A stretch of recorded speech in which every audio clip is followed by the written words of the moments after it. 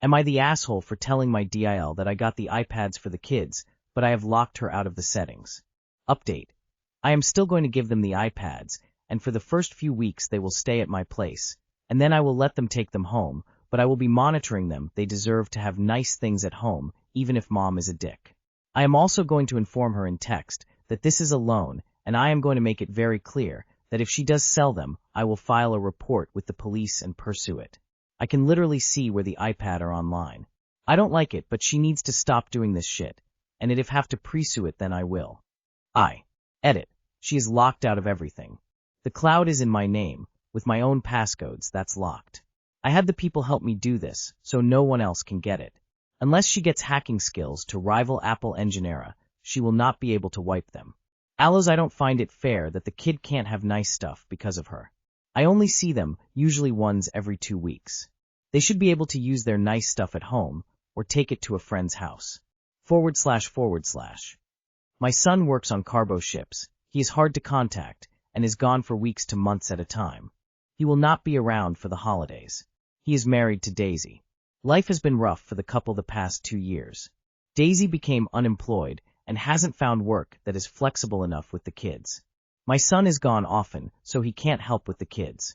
A common issue that has been happening is that Daisy will sell the kids things online for extra cash. I really don't approve, especially since she still is getting her nails done every 2 weeks still. The kids get into trouble, and so she sells their things. My granddaughter only had her new Switch video game for 2 weeks before it was sold. Daisy claimed she was playing too aggressively with the game, but when I asked she could not give me examples. So the $70 Switch game got sold on eBay. This also only ever happens with expensive gifts. I have talked to her about it, but she denies it. Daisy asked me to buy the 2 kids iPads for Christmas. They are expensive, and I am worried she is going to sell them. So I have set them up already, and made it so she needs a password to get into the setting app. That way she cannot wipe them and sell them. I called her up today and informed her I got the kids' iPad, and explained that I put a password on the setting app. In short, she was pissed, but I made it clear this is the only way I am gifting them the iPads. I have been getting texts constantly about me overstepping. Was this a dick move? Should I get rid of the passcode? Not the asshole. Make it clear that you are loaning your iPads to your grandchildren, and that they remain your property. And if anything happens to those iPads, you will be calling the police. My mom was like Daisy. She'll find a way to sell it regardless. I would keep the iPads at your place, and the kids can use them there. If not, I would not say these are gifts, but that these are your devices that you're allowing them to borrow/use, and that you expect them back at some point. She'll probably still try to sell them in that scenario, and you'll need to be prepared to deliver consequences if she does, like small claims court or something. ETA. She's pissed because you've made it harder for her to sell them, and because she realizes she's not as slick as she thought she was. Don't back off. It will only enable her behavior, which is ultimately damaging to the children. Gift the kids the iPads, but they stay at grandma's house. Your DIL is a loser. I'm sorry, this is ridiculous. You knew the woman sells expensive things for cash, so why on earth did you think buying iPads would be appropriate? Why did you not go, nope, I'm not gifting them anything expensive anymore? You've set this up for a battle royale between you and her, instead of her and her action that you don't like. You've just given her ammunition to weaponize against the kids and their father. Stop giving expensive gifts. Save the money for their college educations and give them books, clothes, and assorted small trinkets/toys until they are of age. You for refusing to disengage from this, but your DL is a bigger asshole for stealing from her children and being so incredibly selfish. It would have been NTA until you did all this bullshit. Not the asshole. She's getting her nails done bi-weekly while selling her kids Christmas presents for extra cash, and you're supposed to just keep funding that?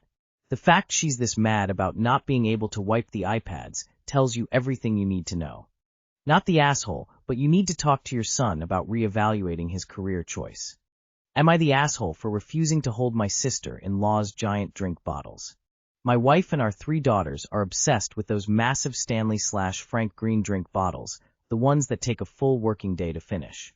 Whenever we go to community events, parks, school stuff, literally anywhere without a table, I somehow become the designated drink bottle valet. Not ideal, but manageable. Recently, my sister-in-law moved to town. She and her 2 daughters also love these oversized drink bottles. She's noticed that I'm always the guy holding everyone else's, and has started casually adding hers to the pile. So now at events I'm stuck on a park bench guarding 7 giant drink bottles, unable to move without abandoning hydration for an entire family. When it's just my girls, I could still move around the event and look at stuff. Fast forward to tonight, we're at my daughter's dance concert. My sister-in-law wants to go take photos, walks up, and goes to hand me her drink bottle like it's automatic, and I simply said, "No." She looked confused, took it back, and shockingly just put it down next to her where she was taking the photos. My wife witnessed this go down and later quizzed me on why I said no. I simply told her I'm done being the drink bottle caddy. I miss out on so much stuff because I get lumped with everyone's drink bottles, and your sister has been adding to the pile, so I put an end to it. If she want to bring a giant drink bottle that makes no sense to an event, then she carries it all night long. She made a comment about how her sister would be going home wondering why and asked when I have got lumped with all the drink bottles. So I highlighted a few events, and she seemed to accept it. So am I the asshole for finally refusing to be the unpaid drink bottle storage unit? You need to get everyone water bottle slings for Christmas. Then retire. Not the asshole. Not the asshole, but you now have a Christmas gift idea for all the ladies in the family. They have carriers for those big things where they can be worn like a crossbody, hooked on a bag, or carried more conveniently by a top handle. That will send a message. Your wife and daughters shouldn't bring those giant bottle/cups either if they aren't prepared to carry them. Do they even drink from them? Do they really need that much liquid for one event? No, all the way around. Not the asshole, but dude, it's Christmas. Five Below and other dollar stores have carriers for these cups. Everyone gets a carrier from you for Christmas or whatever you celebrate. Not the asshole. It's time everyone starts logging their own water. You aren't their camel. She looked confused, took it back, and shockingly just put it down next to her where she was taking the photos. OMG. It was that simple. Not the asshole. And I would do the same for your wife and kids unless it's an emergency. If you bring it, it's your responsibility to chug it around. That's the rule in my home, male or female. This is separate from being at an even where one person may be extremely tired and you're helping them with the load. Or you go on a ride where it's not allowed to have any items on you and you have to leave it with a designated person. Otherwise, if I'm also going to these events to enjoy myself, I'm not monitoring S//T. Am I the asshole for telling a coworker to stop commenting on my snack choices? Some backstory. My work provides snacks for employees regularly and keeps our break room well stocked. There is not a supply issue in play here. I also regularly drink a particular soda and don't stray from that unless I'm drinking water. I tend to bring my own since I drink it at home as well, and me partaking in the company-provided snacks and drinks isn't keeping anyone else from getting something. On more than one occasion, coworkers have commented on my soda consumption, asking things like, "What number is that?" etc. I usually brush it off, even though I hate it and actually find it quite rude. Granted, I have a long-standing issue with questions like that because my dad is notorious of it, but I know of course others don't know that, and I can't expect anyone to automatically know it's a trigger of sorts. Prior to this, I did finally mention that I didn't find humor in the comments and don't like it. Short, sweet, and to the point. A few weeks ago, I was at work in a common area eating a fruit roll-up. A coworker kind of laughed then said to me, "How many of those have you eaten today?" Maybe I was already in a bad mood or something, but it was irritating and I was tired of it. I turned to this coworker and said something along the lines of, "I don't understand why it is any of your business." To me, commenting on what others eat is similar to commenting on their body, and it isn't appropriate. I would never do that to you, and I would appreciate if you would stop doing it to me. She didn't respond. She honestly looked pissed off or offended, but I didn't care. I moved on and mostly forgot about it. Fast forward to last week. My manager pulled me aside and said I made the previously mentioned coworker cry.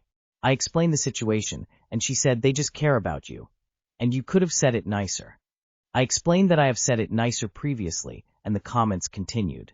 I'm not in trouble or anything, but ultimately got pulled into my manager's office for being a mean girl, even though someone else was being insulting.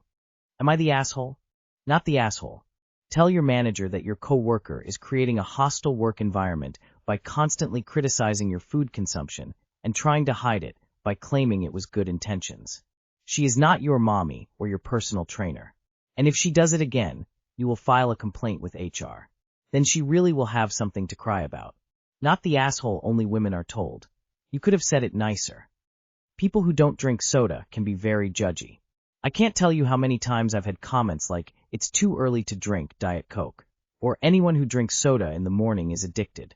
Why is coffee okay in the AM? But soda isn't. It's just a caffeine fix in a different beverage. Not the asshole. Wow, Emily, you have time to monitor my snack intake? Do you need some more productive work to do? Not the asshole. I cried, therefore I'm the victim. This is the logic of my 2-year-old nephew. No adult should entertain this. Maybe next time someone says something you should break out in big crocodile tears and run straight to HR. They want to play games. Two can play. Just to make it absolutely clear, you are well within your right to not have to listen to snide comments about your food choices in the workplace. The only exception is microwaving fish. Eating a fruit roll-up does not affect the other person in any way, so they should have no opinion about it. Not the asshole. I am the type I would go to HR quick, fast, and in a hurry. It is super inappropriate to comment on anyone's food consumption or body in any way. Super weird. Am I the asshole for throwing my friend's diagnosis in her face? I've had a close friendship with Mia for 10 years. From the start, she was open about her borderline diagnosis, which helped me understand why her behavior toward me could sometimes be extreme. Most of the time, I was her favorite person, which meant weeks of idealization followed by sudden devaluation phases. In good times, we spent every free moment together, but in bad times, I had to apologize for days over minor things. I constantly watched what I said, how I said it, and what I'd better kept quiet about to avoid triggering another devaluation wave. I would never pathologize her or bring up her borderline diagnosis.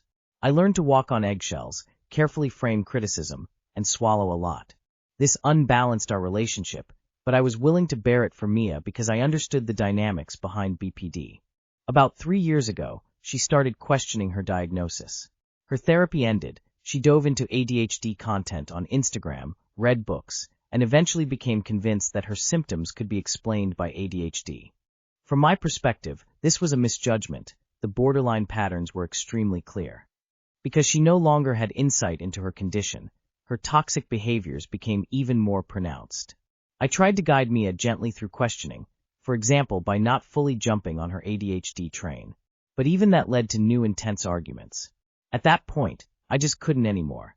I had swallowed years of apologies, handled her outbursts, and now there wasn't even any insight into why these dynamics kept happening. I wanted to finally speak my mind honestly, hoping she might someday accept it. I also suspected she would immediately cut off contact. So we met in our regular cafe to talk. I laid everything out that had been weighing on me.